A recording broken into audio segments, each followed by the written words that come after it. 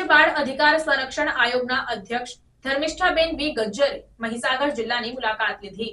જિલ્લામાં બાળકોના સંપૂર્ણ વિકાસ થાય તે માટે અને તે દિશામાં વધુ સારી કામગીરી કેવી રીતે કરી શકાય તે અનુસંધાને ગુજરાત રાજ્ય બાળ અધિકાર સંરક્ષણ આયોગના અધ્યક્ષ ધર્મિષ્ઠાબેન વી ગજ્જર મહીસાગર જિલ્લાની મુલાકાત લેવા પહોંચ્યા હતા।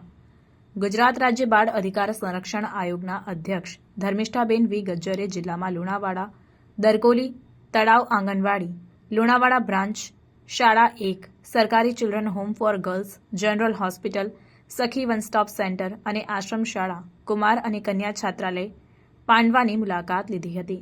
આ મુલાકાત દરમિયાન ગુજરાત રાજ્ય બાળ અધિકાર સંરક્ષણ આયોગના અધ્યક્ષ ધર્મિષ્ઠાબેન વી ગજ્જરે જિલ્લામાં બાળકો સરકાર દ્વારા ચાલતી વિવિધ યોજનાઓનો લાભ લે અને બાળકોનો સંપૂર્ણ વિકાસ થાય તે બાબતે ખાતરી કરી હતી। સાથે જિલ્લામાં વધુ સારી કામગીરી કઈ રીતે કરી શકાય તે બાબતે સંબંધિત અધિકારીઓને માર્ગદર્શન આપ્યું હતું અને વિવિધ સ્થળો પર બાળકો સાથે સંવાદ કર્યો હતો।